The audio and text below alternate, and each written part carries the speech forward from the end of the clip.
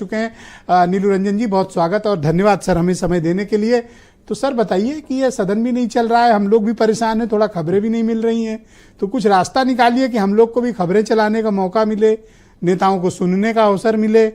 पर ये तो मैं देख रहा हूं कि दोनों पक्ष से एकदम अड़े हुए हैं कि साहब हम नहीं चलने देंगे, वो कह रहे हम नहीं चलने देंगे। ये हो क्या रहा है? देखिए, यही हो रहा है। दरअसल बीच का रास्ता तब निकलता है जब दोनों पक्ष को झुकने के लिए तैयार हो, अपनी चीजों को छोड़े, अपनी जीत को छोड़े और बीच में आ जाए कि भाई किस मुद्दे पे कैसे हमें बहस करनी है।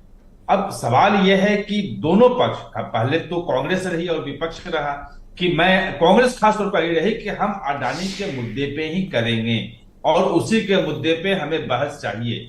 सरकार फिर उस पर तैयार नहीं थी। धीरे धीरे सामने आया कि जो विपक्षी गठबंधन के जो वो सदस्य हैं, जैसे तृणमूल कांग्रेस है, चाहे सीपीएम है, ये लोग खुद अडानी के मुद्दे पे नहीं चाहते थे और वो छिटकने लगे। यहां तक कि समाजवादी पार्टी भी वो थोड़ी सी कांग्रेस से डिस्टेंस बना ले गई। तो कांग्रेस जब अलग थलग पड़ी तो थोड़ी सी वो झुकी कि हम तैयार हैं करने के लिए, लेकिन उसको दूसरे ढंग से उठाना शुरू कर दिया। अभी कांग्रेस के बोल रहे थे कि भाई मणिपुर के मुद्दे पे, मैं तो 3 दिन तक मणिपुर के मुद्दे पे डिबेट सुना वहां पे पार्लियामेंट में, पिछले जब लोकसभा थी उसमें। तो अगर आप बेरोजगारी के मुद्दे उठाएंगे, आप किसानों के मुद्दे पे डिबेट करना चाहेंगे, कोई भी सरकार एफर्ट नहीं कर सकती है कि उस मुद्दे पे बहस न करवाए। सवाल यह है कि यह मुद्दा उठाया किसने?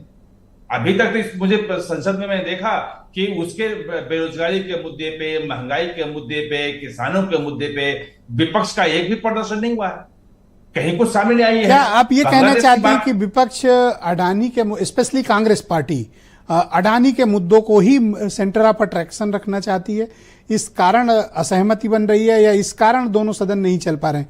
कारण अडानी वाला इशू है या कुछ और भी है? नहीं, मेरे हिसाब से ये सिर्फ और सिर्फ अडानी का इशू है और इस अडानी के इशू के कारण तृणमूल कांग्रेस असहज है, सीपीएम असहज है, इनके जो अपने सपा जो है वो असहज है। तो आप एक ऐसे मुद्दे को और इतनी दूर लेके जा रहे हैं जिसपे आपके अपने सदस्य असहज हैं और आप जानते हैं कि उसमें अगर तथ्य कुछ हो, अगर आप चाहते हैं कि उसमें जांच होनी चाहिए अडानी के मुद्दे पे, तो आपको करना चाहिए कि भाई मध्य छत्तीसगढ़ के मुख्यमंत्री के समय में ये दिया गया या वहां पे आंध्र प्रदेश में मुख्यमंत्री दिया गया। मेरा मत एक और है कि अगर ये लोग थोड़ा प्रयास करते और सदन चलने देते तो विपक्ष के लिए एक बड़ा सॉलिड मौका था। भाई विपक्ष की संख्या भी कम नहीं है, बोलने का अवसर बराबर मिलता।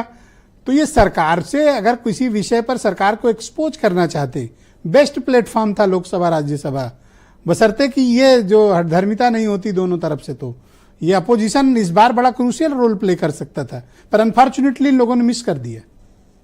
नहीं, बिल्कुल आप सही कह रहे हैं, बिल्कुल सही कह रहे हैं। और ये जो पार्लियामेंट में जो मुद्दे उठाए जाते हैं ये रिकॉर्ड पर होता है। 100 साल बाद भी अगर कोई स्टडी करना चाहे तो उसमें से निकल के आता है कि विपक्ष उस वक्त क्या कर रहा था, किस मुद्दे पे किसने क्या कहा, कौन से फैक्ट रखे, वो सारे फैक्ट जो है रिकॉर्ड में जाते हैं। और इसलिए आपने देखा होगा कि सभी कोशिश करते हैं कि अपने अपने फैक्ट सामने रखें। इनके पास बहुत अच्छा मौका था। अगर मैं कुछ बात राज्यसभा के सभापति महोदय के बारे में भी करना चाहता हूं। जैसा कि मैंने अर्लियर भी डिबेट में इस बात को कहा और आप भी कुछ तस्दीक करेंगे कि first time in the history of Rajya Sabha इस तरह का कोई एक अविश्वास प्रस्ताव सभापति जो इस देश के उपराष्ट्रपति होते हैं उनके खिलाफ लाया गया है। क्या अब ये न्यू नॉर्मल हो गया इस तरह की चीजें जो पहले कभी इस देश में नहीं होती थी? ये हो जाएंगी। अगर आपने पहली बार जो किया वो फिर आपने रास्ता दिखाया कि ये सब करना चाहिए। आपने सबने देखा है कि हामिद अंसारी जब उपराष्ट्रपति थे और मोदी की सरकार आ गई थी, प्रचंड बहुमत में थे, उसके बावजूद उनसे बहुत अच्छे संबंध नहीं थे, बहुत ज्यादा क्रिटिकल थे। यहां तक कि उपराष्ट्रपति नहीं रहे तब भी प्रधानमंत्री और भाजपा नेता उनके बारे में जिस ढंग से टिप्पणी करते रहे वो आप समझ सकते हैं कि कितनी दूरियां थी उनके बीच में। तो मैं ये मानूं कि दोनों सदन वर्टिकली डिवाइडेड हैं और कोई बातचीत का समाधान की बजाय ये पूरा सत्र ऐसा प्रतीत होता है कि ये बर्बाद होगा। मुझे लग रहा है कि यह सत्र बर्बाद होगा और जो राष्ट्रपति के भाषण पर जो चर्चा है वो भी शायद नहीं हो पाए। लेकिन ये जो सत्र की बर्बादी होगी वो आगे के रास्ते खोलेंगे। जी। और जो कांग्रेस धन्यवाद के सर। अलावा जो विपक्षी दल हैं वो सोचेंगे कि हमें सदन कैसे चलाना है, अपने मुद्दे कैसे उठाने हैं, और शायद कोई बहुत रास्ता शुक्रिया सर। निकल के अगली बार लोग आएगा तो कुछ रास्ता निकले।